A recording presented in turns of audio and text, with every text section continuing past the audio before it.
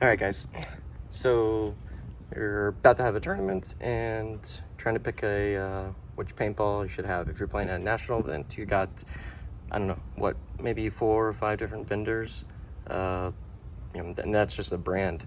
How many different types of ball do they have? 3-star, 4-star, 5-star, whatever. Basically, this is how, which paintball should you be shooting, what is the best. And at the high level and a competition level, you're going to want to shoot something that is obviously not going to break in your gun, but break on everything that you shoot. So you want to be able to sweet spot people, and that's riding like a really fine line. So I'll show you how I'm going to test this. This is just random paint that I have at my house, but I'll just grab a couple darks, blues, and basically I'll just walk over to where at the tournament would be like a paint truck. There'd be like usually kind of like just like a cement block or something like that you guys can throw it on or just drop it. But essentially what we're looking at, okay, so I'm going to drop this from the dark paint. Let's see, bounce, break, bounce, and those are the 3 dark ones. So that's just, we know that one broke, we'll look at it in a second. And this is the light blue, break, that one broke too, you can hear it. All right, so of the blue, the dark blue, we already know it's hard. It had 2 bounces. So, but what I actually do is I pick it up and I'll see like, okay, where did it break? Because paintballs are made, the most likely spot that it'll break is right on the seam. Every paintball is kind of like 2 shells. And that one, you can see it broke right in the seam like a straight edge. So let's grab your light green one.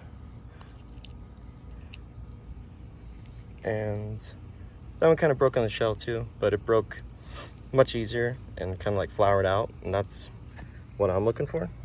This one broke too. This one straight on the seam. This is like a seam break. This is not ideal, but still counts as a break.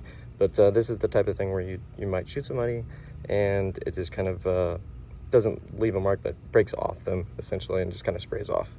So I'm gonna grab, let's grab like a couple different kinds of paintball. So there's a red one there or whatever. Let's stick to what we're dealing with though. Okay, so let's see.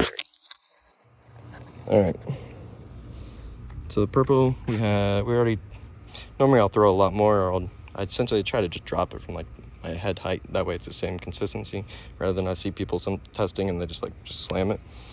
And that's bad because I actually just threw that and it bounced. So that ball is pretty hard. And that's that dark ball. So let's see, dark ball again, break. And then I only have one of these, broke. And see how that one that broke, that was the dark one, that's not it. It was this, I guess. Or is this one? Again, another break on the seam.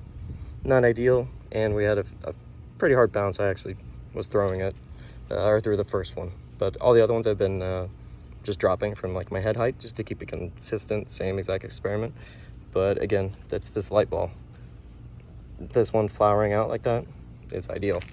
So, I don't know, let's just grab like a couple more. So, well, the dark ball I feel like is way too hard. I only threw 3 of them. Then, but let's check the red stuff too. I'm visually inspecting it. You're not gonna be able to tell, so unless you have to actually test this by actually dropping it. So let's do. Okay, so I'm gonna do the red ball. Let's see if this is any good.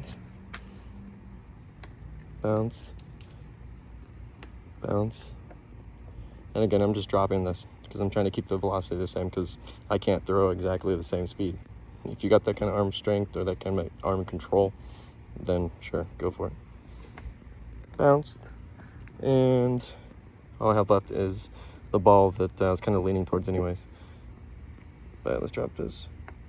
Bounce, break, bounce, break, break, and I got one more red, bounce. So definitely not shooting the red or the dark blue. And then basically what I'll do is pick up the ball and see basically how it broke. And this is like a perfect thing of where it's not breaking on the seam. I'd call it like flowering out. That one wasn't exactly on the seam because you see it's not an exact split where we had with this one. You can see it's split right down only on the seam. That one didn't break at all. Another thing is I don't know how thick the fill is. You want a thicker fill just for the sake of marking, but for the most part, especially at a tournament, the fill is going to be pretty good regardless. But so then the next step would be for me to go ahead and just size it up. So one, we know that it's the most brittle paint that we have on the truck. So now I'm just basically just going to pull out free kit. I use a stainless one because if you're in a sandy area, then essentially you're not going to get as stainless steel is not going to grind up as much, so you're not going to have to replace your kit as soon. I'm going to start out with like a 8.7. And all I'm doing is I want it to have like a little bit of pressure, but not too much. If it falls right through, then I'm going to change it. And get stuck halfway. That fell right through. That fell right through. So I'm going to go a step down on size. Go from like an 8.7 to an 8. I'm gonna try 8.2 actually.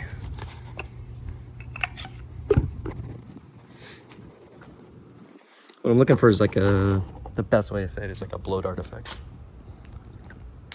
Okay, that fell right through an 8.2. Can't even blow through that. Okay.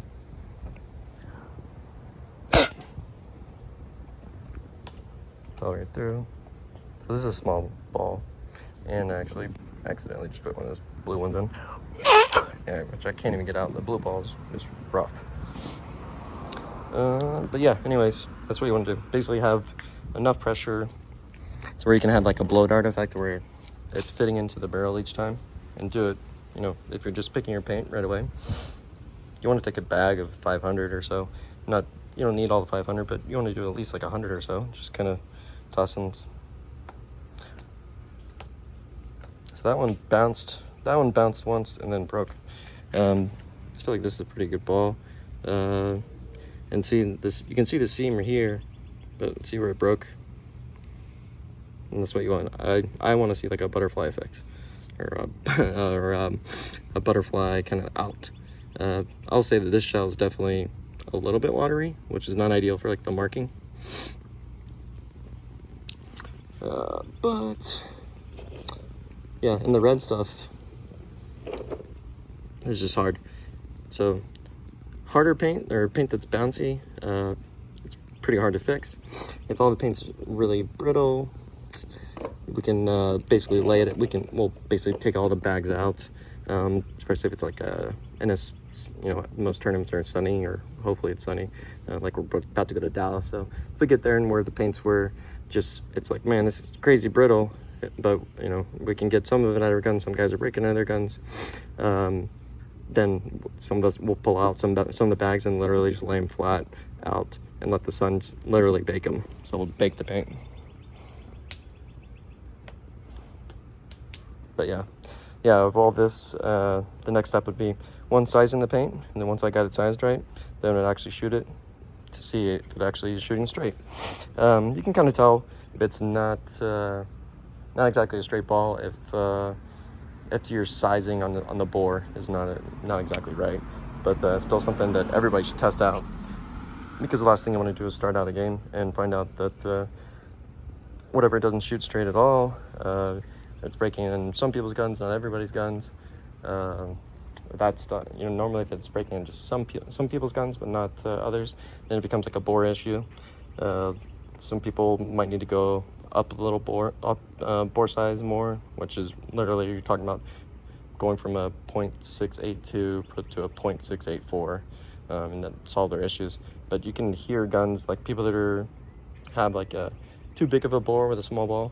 That gun sounds loud, it sounds inconsistent, and you can get breaks literally like through the barrel because it's kind of bouncing around in there. Really, when you're looking at a barrel, the only time that the ball is actually being controlled is like essentially your bore kit. So do bore kits matter? Yeah, they do. So from here, the ball is still being controlled, and then once we get down to like right around the porting, it's literally just floating to the barrel.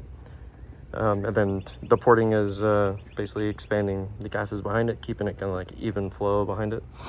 But the most important part is a bore. I know there's a couple of people on social media that were like, bore kits don't really matter much. There's little, like no performance. I had zero idea that people believe that. So, but that's kind of why I'm starting this whole thing. So this is going to be kind of an ongoing thing. So just